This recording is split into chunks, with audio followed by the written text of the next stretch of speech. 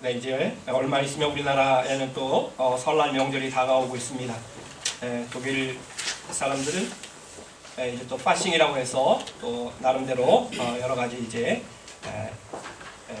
바보제라고도 하고 카니발이라고도 하고 여러 가지 다양한 그런 이제 행사들을 하고 있는 것 같습니다. 우리나라에서는 또 이제 겨울 올림픽을 하고 있는 그런 여러 가지로 많이 많은 행사들이 있습니다. 이제 우리는 또 이번 수요일부터 시작되는 사순절을 앞두고 있는데요.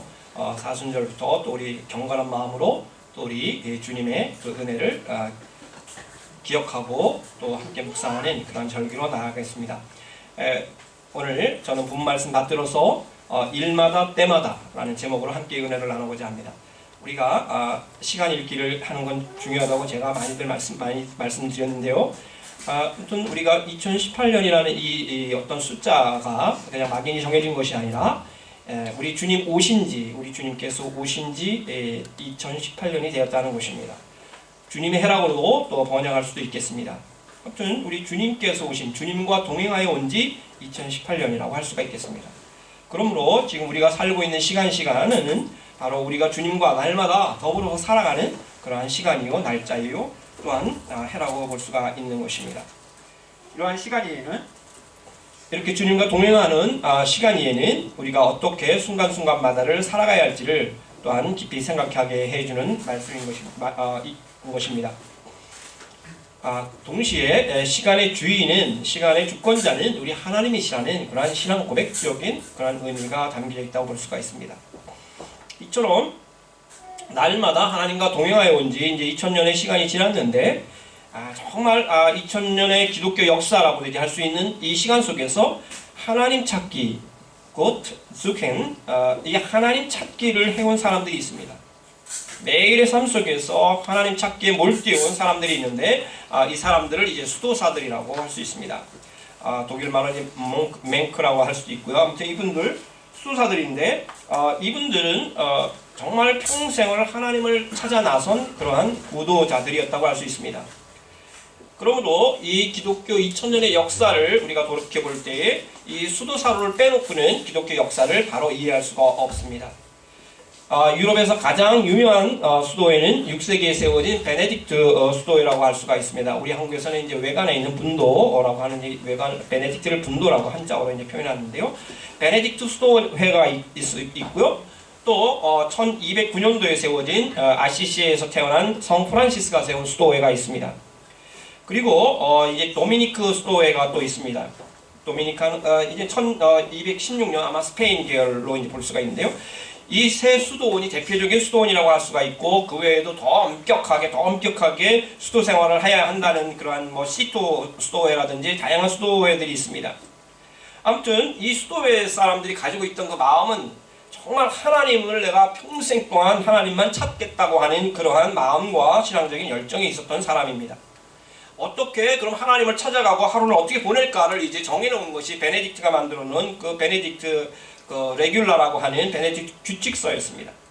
이 규칙서가 또 하나의 아주 명저인데 그 규칙서에 따라서 이제 수도 생활을 하게 해놨던 것입니다. 근데 이 수도사들이 AD 6세기에 이제 베네딕트가 만들었는가 그 근원을 따라가 보면은 우리 신약 성경에 나오는 바울이 그런 엄격한 자기 절제 신앙생활을 했던 것을 볼 수가 있고 세례 요한으로도 올라갈 수가 있고 구약 성경에 많이 나오는 예언자들에게까지 나아갈 수가 있다고 볼 수 있습니다. 모세 역시 그가 늘 하나님과 대면하였던 그런 회막이라는 자기의 하나님과의 만남의 장소가 있었던 것을 보게 되면은 더 깊이 그에게까지 나갈 수가 있는 것을 보게 되는 것입니다. 오늘 본문에서 이 바울은 바로 그러한 신앙적인 삶과 더불어 중요한 일상적인 삶의 이야기로 갑자기 화제를 바꾸면서 마지막 인사를 이어갑니다. 하나님께서 사랑하시는 것과 같이 사랑하고 그리스도께서 인내하신 것과 같이 인내하기 바랍니다 라고 편지의 끝 인사를 마쳤으면 굉장히 또 우리가 영적으로는 은혜스러울 것 같은데 갑자기 사도 바울 선생님께서 게으르지 말라고 하는 그 말씀을 6절에서 이어갑니다. 아무래도 사도 바울 선생님께서는 한마디 더 하시고 싶었을 것 같았어요. 그리고 이것이 데살로니가 교회에게 중요한 하나의 문제가 되었던 것을 보게 되는 것입니다. 신앙생활을 아무리 잘한다고 하여도 일상적인 삶 속에서 사람들에게 폐를 주고 있다면 그것은 신앙의 덕이 되지 않는다는 거예요. 신앙을 생활하는데 걸림돌이 된다는 것을 강조하고 싶으셨던 것 같습니다. 어떻게 우리를 본받아야 할지를 너희가 스스로 아나니 우리가 너희 가운데서 무질서하게 행하지 아니하며 누구에든지 음식을 값없이 먹지 않고 오직 수고하여 애써 주야로 일함은 너희 아무에게도 폐를 끼치지 아니하려 함이니 우리에게 권리가 없는 것이 아니오 오직 스스로 너희에게 본을 보여 우리를 본받게 하려 함이니라. 바울의 복음을 전하면서 교회 성도들에게 음식 접대를 받지 않았다고 바울은 말씀합니다. 바울은 복음을 전하면서 교회 성도들에게 어떤 음식을 접대를 받지 않았다는 것은 이 사도 바울이 굉장히 자기 선교를 하는 데 있어서 중요한 그러한 그의 선교관이었다고도 할 수가 있는 것입니다. 스스로 수고하여 다른 사람들에게 폐를 끼치지 않고 복음을 전하는데 그들에게 다른 일상적인 삶 속에서 폐를 끼친다면 복음이 잘 전파될 수 없다는 것을 이 바울은 알았습니다. 성도들에게 접대를 받을 수 있는 대접을 받을 수 있었지만 성도들에게 본이 되기 위하여 그렇게 하지 않았다는 것입니다. 바울은 그만큼 수고하고 애쓰고 성도들을 사랑했지만 그것을 어떤 대가로 바라지 않았다는 것입니다. 바울은 신앙적인 삶에 있어서뿐만 아니라 일상적인 삶에 있어서도 스스로 일하여 의식주를 해결했습니다. 바울의 가지고 있던 그 직업이 텐트 메이커였습니다. 아주 힘든 업종이었다고 할 수 있습니다. 천막직이었습니다. 천막을 이렇게 막 만드는 그런 일이었다고 할 수 있죠. 바울이 어려서부터 그런 직업 교육을 받은 것이 아니었을 것입니다. 그는 전혀 노동을 해보지 않은 사람이었을 것입니다. 바울은 성경을 연구하는 사람이었고 구약을 연구하고 실천하는 유대교회의 아주 유명한 청년 종교 지도자였습니다.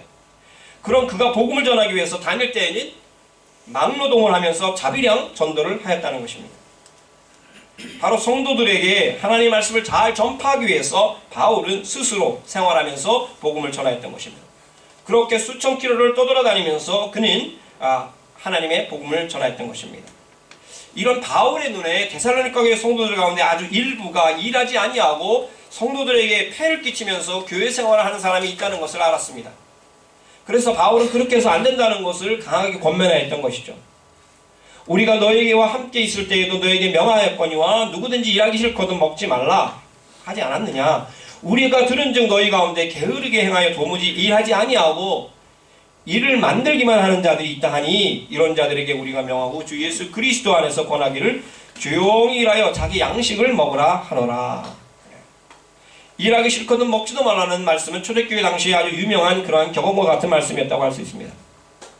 게으른 자들이 게을러서 자기의 어떤 그런 충족하지 못하는 일에만 머무르는 것이 아니라 다른 사람들에게 폐를 끼치는 일을 또한 만들어낸다고 사도 바울은 꾸짖고 있는 것입니다. 그러면서 조용히 자기 일을 찾아서 자기 일을 하면서 자기 양식을 먹으라고 이렇게 일상적인 삶 속에서의 그러한 성실함을 강조하고 있는 것입니다. 베네딕트 수도원에서 강조한 말 가운데 하나가 게으름은 영혼의 적이다 라는 말이었습니다. 이 말은 단순한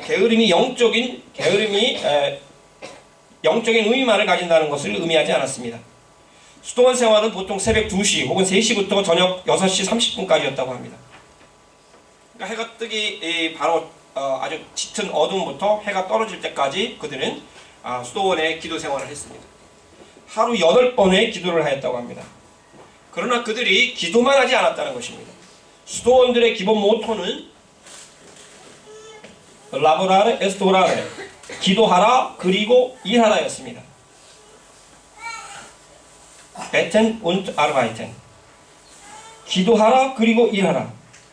수도사들은 그러므로 하루에 8번씩 기도하였고 새벽에 일어나서 기도하였지만 그들은 농사도 지었고 책도 출판하였고 가축들을 돌봐왔고 또 학교도 세워서 많은 사람들에게 글을 가르치는 그런 일도 하였습니다. 그리고 그들은 기도하였습니다. 그들의 삶은 아주 단순했지만 아주 성실했습니다. 바울은 오늘 본문에서 일과 영성에 관한 그러한 가르침 그대로 이 수도원으로 그러한 가르침이 이어지고 있는 것을 보게 되는 것입니다. 바울이나 베네딕트는 게으름은 영혼의 적이라고 했던 것입니다. 저는 독일에 와서 맥주들이 그렇게 신령한 것을 처음 알았습니다. 많은 맥주 공장들이 수도원 이제 어떤 것 수도원인 걸 여러분 아시겠죠? 예.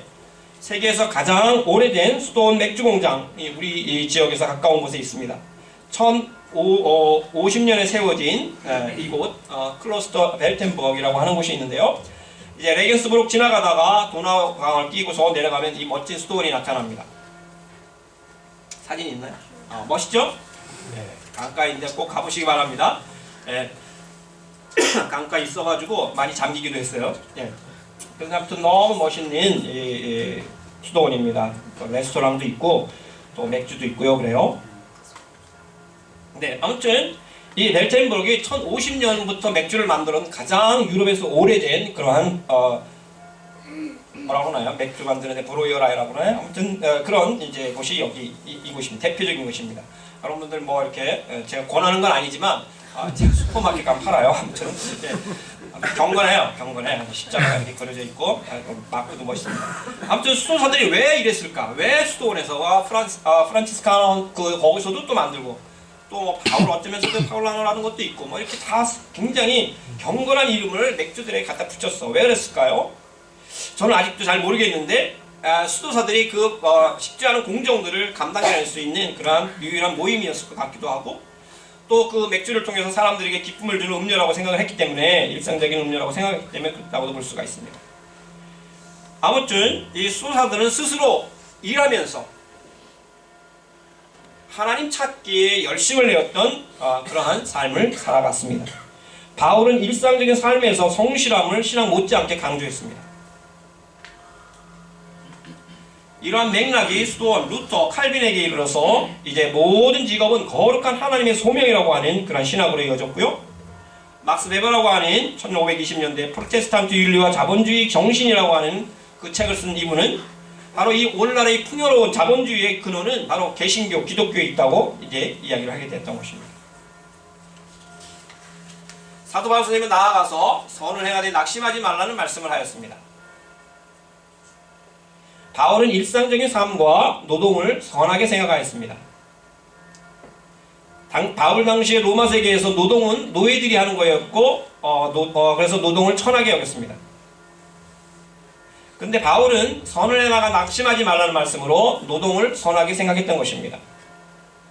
바울의 가르침과 함께 현대인의 관점에서 팀 켈러 목사님이 쓴 일과 영성이라는 책을 한번 읽어볼 수 있으면 좋겠습니다.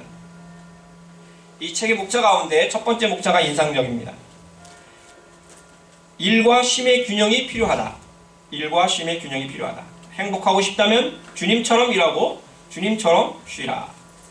행복하고 싶다면 주님처럼 일하고 주님처럼 쉬라. 바울은 하나님의 샬롬으로 데살로니가 성도들을 축복해주며 두 번째 편지를 마감합니다. 일마다 때마다 항상 하나님과 동행하는 우리 사랑하는 성도님들 되시기를 간절히 축원을 드립니다. 평강의 하나님께서 2018년 하나님과 동행하는 여러분들과 더불어 영광 받으시고 또한 여러분들의 믿음과 일상적인 삶 속에서 하나님의 평강과 축복이 가득하시기를 간절히 축원을 드립니다. 아멘.